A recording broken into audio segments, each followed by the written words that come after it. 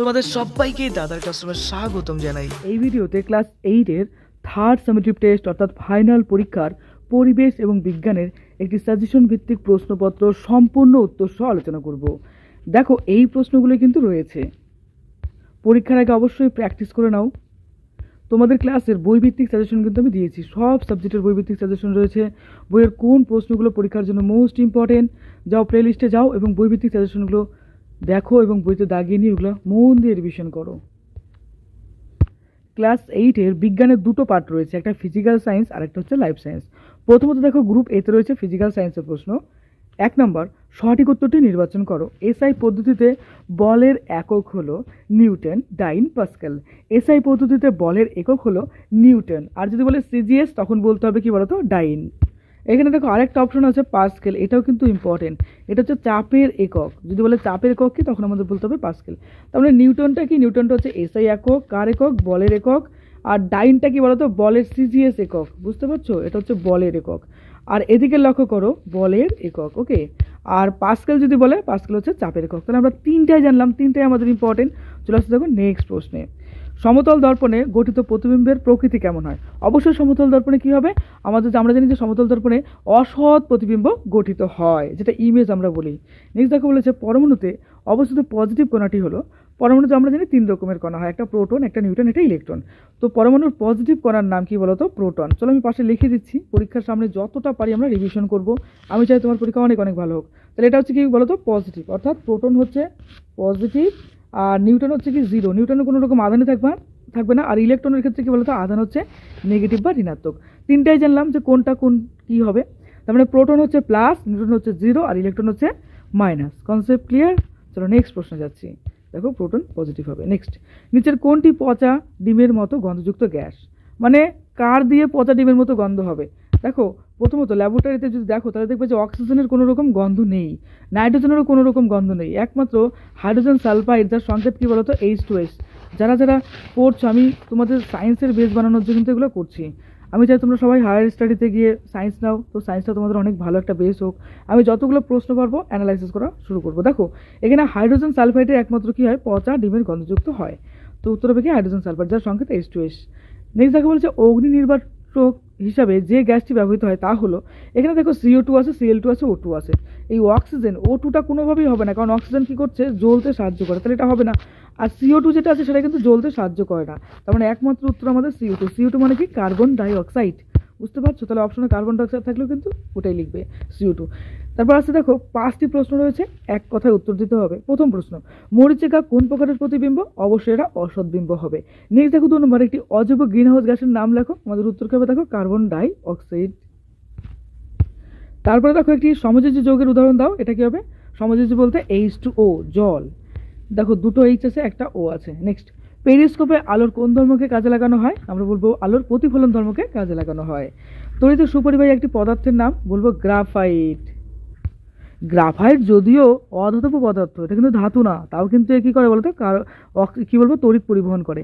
আচ্ছা, গ্রাফাইট কোথায় থাকে বলতো, আমরা যে পেন্সিল ব্যবহার করি না, সেই পেন্সিলের মধ্যে যে সিজটা হয়, সেই সিজটা কিন্তু গ্রাফাইটের হয়। বুঝতে পারছো? নেক্সট দেখো, নিচের প্রশ্নগুলোর উত্তর দাও। 1 নম্বর, নিউটনের তৃতীয় গতিসূত্রটি লেখো। নিউটনের কোন গতিসূত্র থেকে বলের পরিমাপ করা হয়? আমরা জানি যে every action has equal and opposite reaction, এটাই হচ্ছে নিউটনের তৃতীয় সূত্র। তাহলে আমরা লিখবো, প্রত্যেক ক্রিয়ারই একটি সমান এবং বিপরীতমুখী প্রতিক্রিয়া আছে। নেক্সট, নিউটনের দ্বিতীয় গতিসূত্র থেকে আমরা বলের পরিমাপ করতে পারি বা বলের পরিমাপ পাই। নেক্সট, সৎবিম্ব এবং অসৎবিম্ব কাকে বলে? সৎবিম্ব, যে প্রতিবিম্বকে পর্দায় ফেলা যায় তাকে বলে সৎবিম্ব, আর যে প্রতিবিম্বকে পর্দায় ফেলা যায় না তাকে বলবো অসৎবিম্ব। এটা কিন্তু পার্থক্য হিসাবেও খুব ইম্পর্টেন্ট, ভালো করে পড়ে রেখো। নেক্সট, আইসোটোপ এবং আইসোবার কাকে বলে? বলবো যে পরমাণুর প্রোটন সংখ্যা সমান কিন্তু নিউট্রন সংখ্যা আলাদা, তাদেরকে বলবো পরস্পরের আইসোটোপ। অর্থাৎ প্রোটন সংখ্যা ইকুয়াল হচ্ছে কিন্তু নিউট্রন সংখ্যা আলাদা হচ্ছে। বুঝতে পারছো তো? অর্থাৎ ভর সংখ্যা এক্ষেত্রে কিন্তু চেঞ্জ হয়ে যাচ্ছে। আর আইসোবার কি, যে পরমাণুর ভর সংখ্যা সমান, মানে এদের কিন্তু বলবো অ্যাটমিক মাস বা ভর সংখ্যা কিন্তু সমান, কিন্তু তাদের ক্ষেত্রে আমরা কি বলবো, তাদের পরস্পরের আইসোবার বলবো। অর্থাৎ যে পরমাণুর ভর সংখ্যা সমান তাদের পরস্পরের আইসোবার বলা হচ্ছে। নেক্সট, ক্ষারকীয় অক্সাইড এবং উভয়ধর্মী অক্সাইড কাকে বলে? দেখো বলেছে, যে সব অক্সাইড জলের সঙ্গে বিক্রিয়া করে ক্ষারকীয় ধর্ম প্রকাশ করে তাকে ক্ষারকীয় অক্সাইড বলে। আর উভয়ধর্মী অক্সাইড, যেসব অক্সাইড অ্যাসিড ও ক্ষার উভয় ধরনের যৌগের সঙ্গে বিক্রিয়া অংশগ্রহণ করে, মানে যে অক্সাইডগুলো ক্ষারের সাথে বিক্রিয়া করবে, অ্যাসিডের সাথে বিক্রিয়া করবে, তাদেরকে বলবো কি আমরা উভয়ধর্মী অক্সাইড। নেক্সট, ক্রিস্টাল কাকে বলে? সক্রিয় চারকোল কি? দেখো আমরা বলবো সুষম জ্যামিতিক আকৃতি বিশিষ্ট কঠিন দানাকে বলবো ক্রিস্টাল। আর সক্রিয় চারকোল, যে চারকোল তার পৃষ্ঠতলে অনেক গ্যাস অণুকে ধরে রাখতে পারে তাকে বলবো সক্রিয় চারকোল। নেক্সট দেখো, প্রত্যেকটা প্রশ্নের জন্য নাম্বার রয়েছে 3 করে, 3 5 15 নাম্বার। 1 নাম্বার, অভ্যন্তরীণ পূর্ণ প্রতিফলনের শর্তগুলি লেখো। মরীচিকা কি? One of the most important. চলো আমরা পড়ি। অভ্যন্তরীণ পূর্ণ প্রতিফলনের শর্তগুলি হলো আলোক রশ্মিকে ঘনমাধ্যম দিয়ে লঘু মাধ্যম দ্বয়ের বিভেদ তলে আপতিত হতে হবে। তার মানে আলোক রশ্মিকে কী হবে? ঘন মাধ্যম থেকে কী হবে? সেটা ঘন ও লঘু মাধ্যমের যে বিভেদ তল, মানে একটা তল রয়েছে, সেই তলে আপতিত হতে হবে। 2 নম্বর, ঘন মাধ্যমে আপতন কোণের মানকে মাধ্যম দ্বয়ের সংকট কোণ অপেক্ষা বড় হতে হবে। নেক্সট, মরীচিকা। মরীচিকা হলো এক ধরনের দৃষ্টিভ্রম, মানে আমাদের চোখের ভুল আমরা বলতে পারি। এটি আলোর অভ্যন্তরীণ পূর্ণ প্রতিফলনের প্রাকৃতিক উদাহরণ। ভূপৃষ্ঠের উপরে বায়ুতে আলোর অভ্যন্তরীণ পূর্ণ প্রতিফলনের ফলে মরুভূমি মরীচিকা সৃষ্টি হয়। অনেক সময় দেখবে যে প্রচণ্ড গরম পড়েছে, পিচ ঢালাই করা যে রাস্তাগুলো রয়েছে, দেখবা অনেক দূর থেকে দেখলে মনে হয় কি প্রচণ্ড গরমে মনে হয় যে সে রাস্তার মধ্যে কেমন যেন জল নড়াচড়া করছে, কিন্তু আলোতে কিন্তু সেখানে জল থাকে না। এগুলো কিন্তু আমরা বলতে পারি যে এই যে দেখো আলোর যে পূর্ণ প্রতিফলনের উদাহরণ আমরা বলতে পারি, যেরকম মরীচিকা একটা হতে পারে। এরপরে দেখো, বল কি? 1 নিউটন বল বলতে কি বোঝো? বাইরে থেকে যা প্রয়োগ করে কোনো স্থির বস্তুকে গতিশীল, তার মানে একটা স্থির বস্তু ছিল সেটাকে আমরা গতিশীল করলাম, বা কোনো একটা গতিশীল বস্তু আছে তাকে আমরা স্থির করব। অর্থাৎ এক কথা বলতে গেলে তার জাড্যের ধর্মের পরিবর্তন করতে আমাদের যা প্রয়োগ করতে হচ্ছে বাইরে থেকে, তাই হচ্ছে পদার্থের বল বলবো। এবার চলো পড়ি। যে পরিমাণ বল 1 কেজি ভরের বস্তুর উপর ক্রিয়া করে 1 মিটার পার সেকেন্ড স্কোয়ার ত্বরণ সৃষ্টি করতে পারে, সেই পরিমাণ বলকে 1 নিউটন বল বলবো। বল পরিমাপ করার যন্ত্রের নাম হলো স্প্রিং তুলা। আর যদি বলে ভর মাপার যন্ত্রের নাম, তাহলে বলবো সাধারণ তুলা। 2 রকমের তুলা হয় কিন্তু, তার মানে ভর হচ্ছে সাধারণ তুলা আর বল হচ্ছে স্প্রিং তুলা। নেক্সট দেখো বলছে জ্বালানির তাপন মূল্য বলতে কি বোঝো? তাপন মূল্যের একক লেখো। ক্লাস 10 অর্থাৎ মাধ্যমিকের জন্য এই প্রশ্নটা ইম্পর্টেন্ট। 1 কেজি ভরের কোনো জ্বালানির সম্পূর্ণ দহনে যে পরিমাণ তাপ শক্তি পাওয়া যায় তাকে ওই জ্বালানির তাপন মূল্য বা ক্যালোরিফিক ভ্যালু বলা হয়। অর্থাৎ কোনো একটা পদার্থ নিলাম, নেওয়ার পরে কী করলাম? সেই পদার্থ 1 কেজি পরিমাণ নিয়ে সেটাকে জ্বালালাম। সে তুমি ভাবতে পারো একটা কাঠও হতে পারে, কাগজও হতে পারে। 1 কেজি পরিমাণ পোড়ালে পারে বা জ্বালালে পারে বা দহন করলে পারে, যে পরিমাণ তাপ পাবো সেইটাই হচ্ছে ওই পদার্থের কি? তাপন মূল্য। তাপন মূল্যের একক হলো কিলোক্যালোরি পার কেজি বা কেসিএল পার কেজি। নেক্সট হচ্ছে কচু পাতায় জল থাকলে তার চকচকে দেখার কারণ কি? পেরিস্কোপ সমতল দর্পণ দুটিকে কত কোণে রাখা হয়? লিখবো দেখো, কচু পাতায় জল থাকলে তার চকচক দেখার কারণ হলো অভ্যন্তরীণ পূর্ণ প্রতিফলন। এক্ষেত্রে আলোটা টোটালটা কিন্তু রিফ্লেক্ট হয়ে যাচ্ছে। দেখো, কচু পাতার উপর জলবিন্দুকে উজ্জ্বল দেখায়। কচু পাতার উপর সূক্ষ্ম রোয়া থাকে, মানে জলের যে বিন্দুগুলো রয়েছে সেগুলো জলবিন্দু ওই রোয়াগুলির মধ্যে আটকে থাকে। ফলে জলবিন্দুর নিচে বাতাস থাকে, যেসব আলোক রশ্মি জলবিন্দুর মধ্যে দিয়ে এসে জল ও বায়ুর বিভেদ তলে সংকট কোণ অপেক্ষা বড় কোণে আপতিত হয়, সেই রশ্মিগুলোর অভ্যন্তরীণ পূর্ণ প্রতিফলন। আমি একটু আগে বললাম না, অভ্যন্তরীণ পূর্ণ প্রতিফলনের জন্যই কিন্তু আর ওটা রিফ্লেক্ট আমাদের চোখে আসছে। আর যে কোনো কচু পাতার মধ্যে যদি কোনো জলের ফোঁটা পড়ে সেটা দেখবে চকচক চকচক লাগে। ওই প্রতিফলিত রশ্মিগুলি চোখে এসে পড়লে জলবিন্দুকে চকচক দেখায়। নেক্সট, পেরিস্কোপে সমতল দর্পণ দুটিকে 45 ডিগ্রি কোণে রাখা হয়। 5 নম্বর, কার্বনের একটি নিয়তাকার উপভেদের নাম লেখো। কোল ওয়াশিং কি? শুষ্ক বরফ কি? সবগুলো ইম্পর্টেন্ট প্রশ্ন। কার্বনের একটি নিয়তাকার উপভেদের নাম হলো হিরে। নিয়তাকার বলতে যার নির্দিষ্ট কোনো একটা আকার আমরা পাচ্ছি, অনিয়তাকার বলতে যার নির্দিষ্ট আকার নেই, যেরকম ভূষো কালি হতে পারে অনিয়তাকার পদার্থ। কয়লার পরিশোধন পদ্ধতিকে কোল ওয়াশিং বলা হয়। শুষ্ক বরফ, কঠিন কার্বন ডাইঅক্সাইডকে শুষ্ক বরফ বলা হয়, অর্থাৎ যেটা কঠিন জমে আছে সেটাকে। এবার হচ্ছে দেখো গ্রুপ বি অর্থাৎ লাইফ সায়েন্স বা জীবন বিজ্ঞানের প্রশ্ন। 1 নম্বর দেখো বলেছে বেলে কোনটির উপস্থিতির জন্য কোষ্ঠকাঠিন্য দূর হয়? অর্থাৎ আমরা যে বেল খাই কিনা, সেই বেলের মধ্যে একটা রকম পদার্থ থাকে, হ্যাঁ, সেই কোন পদার্থের জন্য কোষ্ঠকাঠিন্য দূর হয়? অপশন আছে দেখো, স্যাকারাইড অবশ্যই হবে না, জৈব অ্যাসিড এটাও হবে না, মিউসিলেস, হ্যাঁ অবশ্যই মিউসিলেস হবে। নেক্সট বলছে দেখো 2 নম্বর, কোন হরমোনকে বৃদ্ধি পোষক হরমোন বলা হয়? অপশনে দেখো thyroxine, somatotropic hormone, gonadotropic hormone. এর মধ্যে একমাত্র উত্তর হবে সোমাটোট্রপিক হরমোন, যাকে আমরা বলি STH, সোমাটোট্রপিক হরমোন। অনেক সময় কিন্তু পুরো নাম আসে যে STH এর পুরো নাম কি, আমরা বলবো সোমাটোট্রপিক হরমোন। নেক্সট দেখো বলেছে যে অঙ্গাণুর সক্রিয়তা বৃদ্ধি পেলে ক্যান্সার হওয়ার সম্ভাবনা দেখা যায়, সেটা হচ্ছে ribosome, lysosome, Golgi body. Actually উত্তর হবে দেখো এক্ষেত্রে লাইসোজোম। নেক্সট দেখো 4 নম্বর, বাহকের মাধ্যমে সংক্রমিত হয় এমন রোগ হলো পোলিও, যক্ষ্মা, ম্যালেরিয়া। বাহকের মাধ্যমে সংক্রমিত হয় এমন একটি রোগ হলো ম্যালেরিয়া। সুন্দরবন হলো একটি ন্যাশনাল পার্ক অভয়ারণ্য, বায়োস্ফিয়ার রিজার্ভ। সুন্দরবন কি? এক রকমের বায়োস্ফিয়ার রিজার্ভ। এবার দেখো নিচের প্রশ্নগুলোর উত্তর দাও। 5টি প্রশ্ন রয়েছে। ডিএনএর পুরো নাম কি? আমরা বলবো ডিঅক্সিরাইবোজ নিউক্লিক অ্যাসিড। আর যদি বলে আরএনএর পুরো নাম তাহলে বলবো রাইবো নিউক্লিক অ্যাসিড। চলো আরেকবার আমরা পড়ি। ডিএনএর পুরো নাম হচ্ছে ডিঅক্সিরাইবো নিউক্লিক অ্যাসিড, আর আরএনএর পুরো নাম হচ্ছে রাইবো নিউক্লিক অ্যাসিড।